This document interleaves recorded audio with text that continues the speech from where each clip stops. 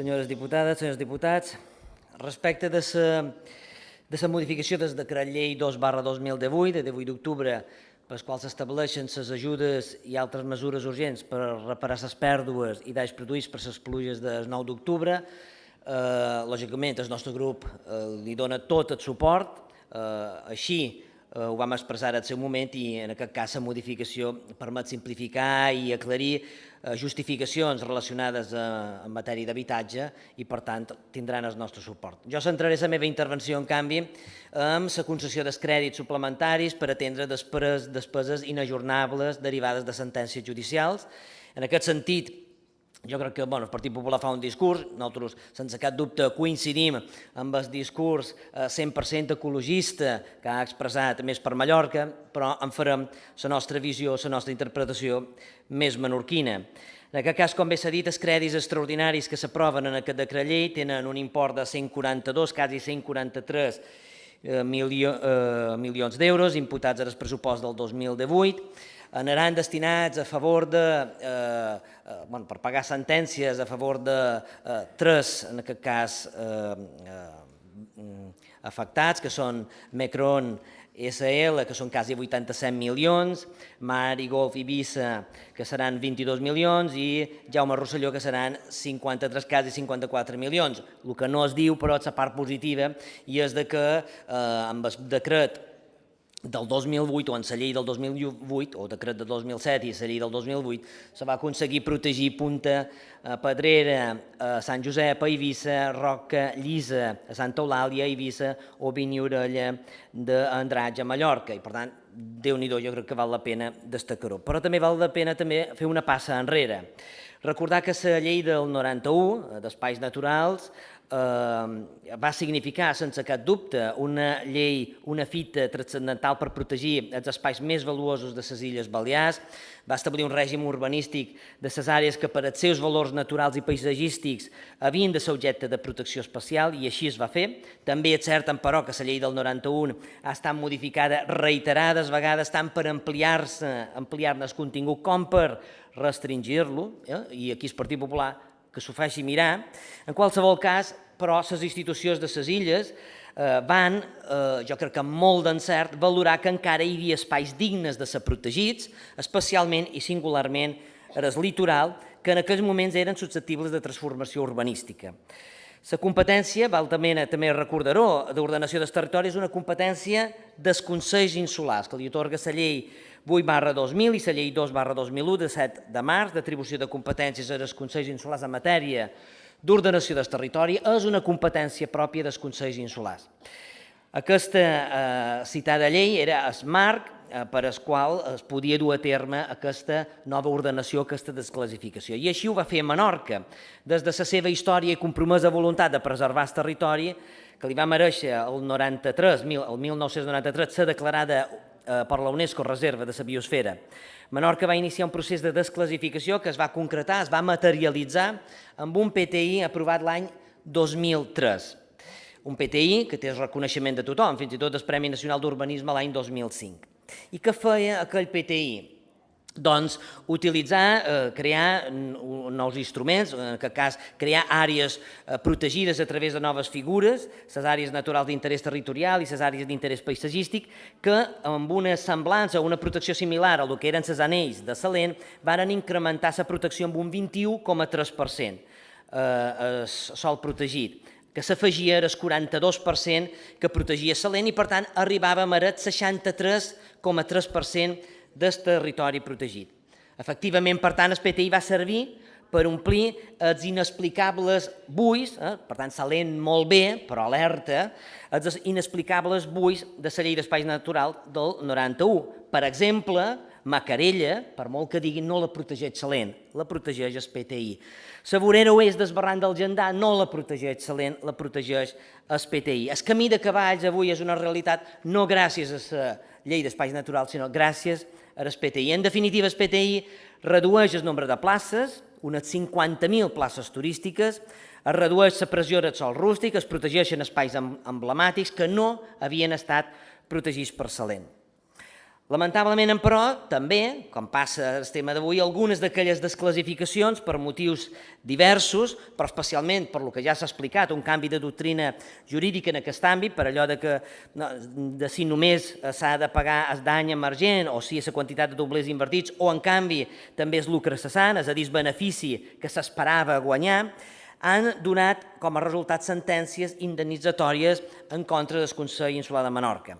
Han estat poques, bastant poques, si ho comparàvem amb el 63,3% del territori protegit, però, sense cap dubte, fan molt de mal a les finances públiques de la màxima institució menorquina. Avui, per això, Menorca està pagant dues sentències, una la del contenciós 821/2003, avui coneguda com a Ses Garden, i una segona, que és la sentència 372 del Tribunal Superior de Justícia, que és a favor de l'empresa mercantil Princesa Sonbou, per quasi, la primera, m'ha deixat de quasi 28 milions d'euros i la segona, aquesta darrera, de quasi 6 milions d'euros, tant amb amortització com amb els interessos. Aquest mateix procés de desclassificació, iniciat el 2003 a Menorca, es va impulsar la resta d'illes, la resta de consells insulars, a través de mecanismes i processos diferents. Dins aquest context, però, dia 23 de novembre del 2007, el govern de les Illes Balears aprova un decret llei, el decret llei 1/2007, de mesures cautelars que suspèn tots els actes de transformació urbanística a tot un seguit d'àmbits territorials situats a Mallorca, 10 zones a Mallorca i a Eivissa 4 zones, fins que entrés la llei, que tothom ha esmentat avui, la futura llei de mesures urgents per al desenvolupament sostenible que el Parlament aprova el maig del 2008. Mitjançant aquesta llei es pretenia ampliar, el que va fer igual Menorca, és ampliar l'àmbit de protecció de les àrees naturals especials d'interès.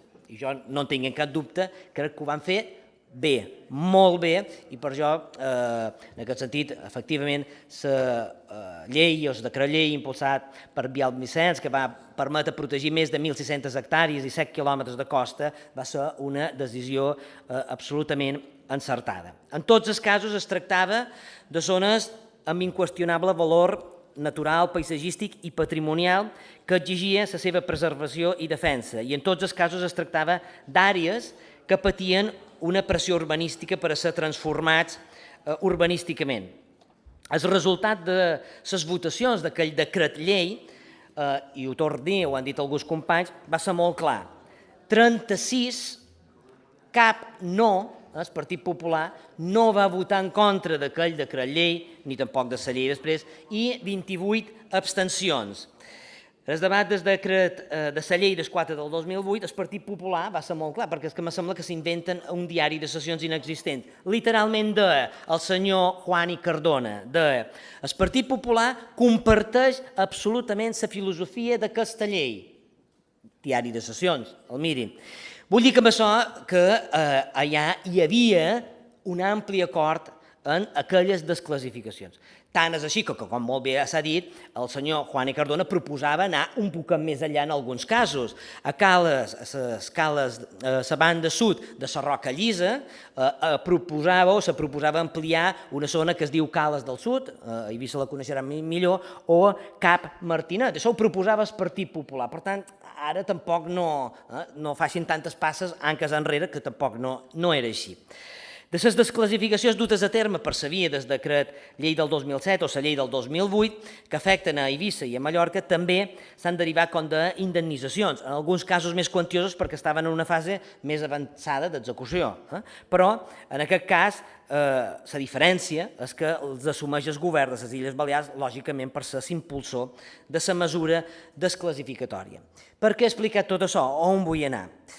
Per nosaltres és evident que cada institució ha de respondre de les decisions que va prendre, i en aquest cas per les indemnitzacions que s'hagin derivat de les desclassificacions. Ara bé, és evident que els camins seguits per uns i altres, el Consell de Menorca via reglamentària, exercint la seva competència, i d'altres com Mallorca i Eivissa per via legislativa, per els motius que siguin, són, entre cometes, circumstancials. I quines són aquestes circumstàncies? Dues. Una, que Menorca va iniciar el procés de protecció en les corresponents desclassificacions el 2003 a través del PTI, ho va fer primer que ningú, va ser pioner en aquest sentit, i posant en marxa els mecanismes, aquí hi ha gent que ha estat a l'Escolteria de Menorca i per tant coneix els mecanismes de convenis, de compensació per evitar indemnitzacions, etc. No hi entrarem.